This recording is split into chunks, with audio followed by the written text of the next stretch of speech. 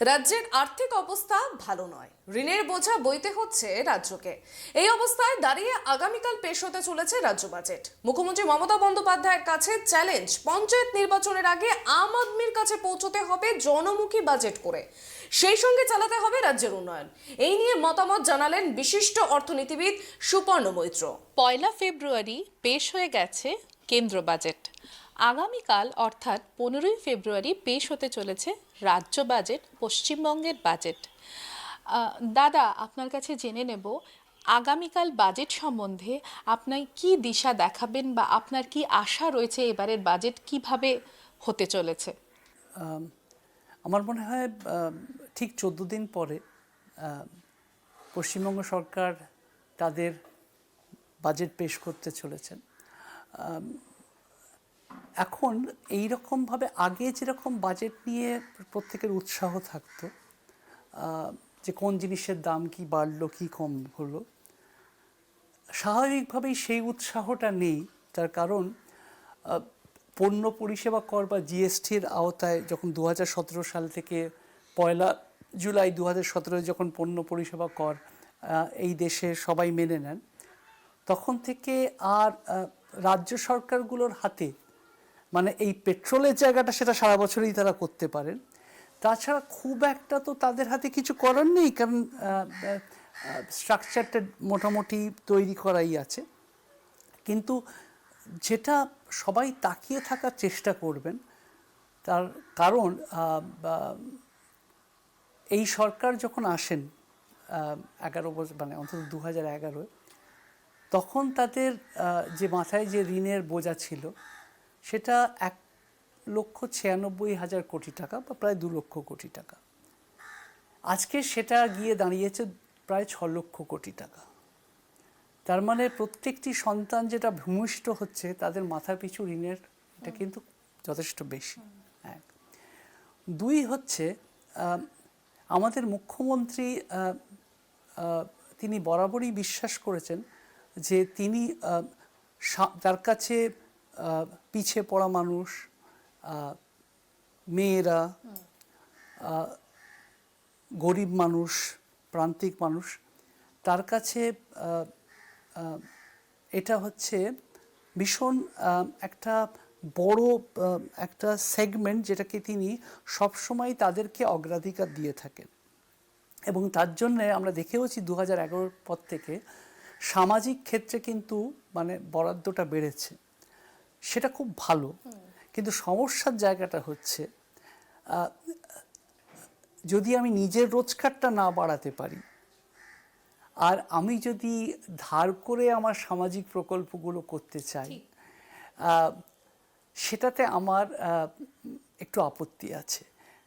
এবং আমরা জানি এই সরকার একটা সিদ্ধান্ত নিয়েছেন যে তারা ঠিক করেছেন যে কলকাতায় বা অনেকগুলো জায়গাতে অনেকগুলো জমি আছে, সেই জমিগুলোকে তারা ফ্রি হোল্ড করে, মানে আগে লিজ হোল্ড ছিল, সেটা ফ্রি হোল্ড করে তারা দিয়ে দেবেন। তার কারণ ভাড়ারে বা সরকারের কোষাগারে আরও পয়সা আসবে। আমি এটারও বিরোধিতা করছি। তার কারণ আমি যদিও কিছু ব্যবসায়ীরা তারা মনে করছেন যে ব্যবসায় খুব জোয়ার এসে যাবে। আমি সারা জীবন বণিক সভায় কাজ করেছি, আমি ঠিক কীরকমভাবে জমি বিক্রি করে জোয়ার এসে যাবে বা কোন শ্রেণীর জোয়ার আসবে আমার জানা নেই। তার কারণ আমি সাম্যবাদে বিশ্বাস করি এই বিষয়টা। সুতরাং আমি মুখ্যমন্ত্রীর তার আদর্শকে যে গরিব মানুষ, পিছিয়ে পড়া মানুষের জন্য করাতে আমি সবসময় কুর্নিশ জানাই। কিন্তু আমি সবসময় বলছি, আমি যদি নিজের রোজগার বাড়াতে না পারি, তাহলে আমি ধার করে কাউকে কিছু করে দেবো, এটা বোধহয় ঠিক নয়। 2, 3, কোভিডে প্রত্যেকটা রাজ্য যেরকমভাবে কেন্দ্রীয় সরকারও খরচা করেছেন, রাজ্য সরকারগুলো প্রায় সম্মুখে দাঁড়িয়ে করোনার সাথে লড়াই করেছেন এবং তার জন্যে তাদের প্রচুর অর্থ খরচা হয়েছে। এখন সেখানে যখন অর্থ খরচা হয়েছে এবং পশ্চিমবঙ্গের যেই বললাম যে 2 লক্ষ কোটি থেকে যখন 6 লক্ষ কোটি টাকা গেছে, সেটা কেন্দ্রীয় সরকারের ক্ষেত্রেও যেরকম সত্য, রাজ্য সরকারের ক্ষেত্রেও সত্য। আমরা যখন কারোর থেকে সুকন্যা ধার নিই, আমাদের সেটা কিন্তু ঋণ নিলে কিন্তু অনেকটা বেশি সুদ দিতে হয়। তাহলে সুদটা যখন বেশি বেড়ে যায় তখন কিন্তু আমাদের উন্নয়নমূলক কাজ বা সম্পদ সৃষ্টি করা কাজের কিন্তু অর্থ আর থাকে না। সুতরাং পশ্চিমবঙ্গ সরকারের যেটা মূল খরচা হয় সেটা হচ্ছে একটা হচ্ছে এই সুদের পেছনে, যেটা ঋণ নিয়েছেন আগের সরকার নিয়েছেন বা ওরাও 11 বছরে নিয়েছেন, সেটা একটা। দুই হচ্ছে এই যে মাইনে এবং পেনশন, সেটা একটা হিউজ ইস্যু, সেটাতেও টাকাটা যায়। সুতরাং মূলধনী খাতে কিভাবে ব্যয় করতে পারবেন সেটা প্রশ্ন। তিন হচ্ছে এই সরকার ডিএর ব্যাপারে কিছু বলেননি। সরকারি কর্মীদের ডিএটা আজ না হোক কাল হোক তারা দিতে হবে। সেই টাকাটা তিনি কোথা থেকে জোগাড় করবেন? তার কারণ হচ্ছে রাজ্য সরকারের হচ্ছে যে মূলত আমরা খুব শুনতে খারাপ লাগলেও আবগারি শুল্কের রোজগারটা বেশি। কেন? পণ্য পরিষেবা করটা যেটা সব বেশি, মানে জিএসটি, তারপরেই কিন্তু আমরা পণ্য পরিষেবা কর থেকে বেশি রোজগার করি। সুতরাং আমি অর্থনীতি নিয়ে একজন আলোচনা করছিলাম, তো একজন মানুষ একটু মদ্যপান করেছিলেন, আমাকে বললেন যে দেখুন, আমরা পড়ে গেলে তো কোনোদিন আপনি আমায় তুলে ধরেন না, কিন্তু আপনারা পড়ে গেলে সামগ্রিকভাবে, মানে অর্থনীতি পড়ে গেলে কিন্তু আমরাই কিন্তু অর্থনীতিকে তুলে ধরি। তো আমি সেই মধ্য ভদ্রলোককে সম্মান জানিয়ে, তিনি আমার যে চোখ বন্ধ ছিল তাদেরকে ওরকম অসম্মান করতাম, আমার মনে হয় পশ্চিমবঙ্গে থাকলে আমি আর এই সব ব্যক্তিগণকে আর অসম্মান করব না, তাদেরকে সম্মান করব।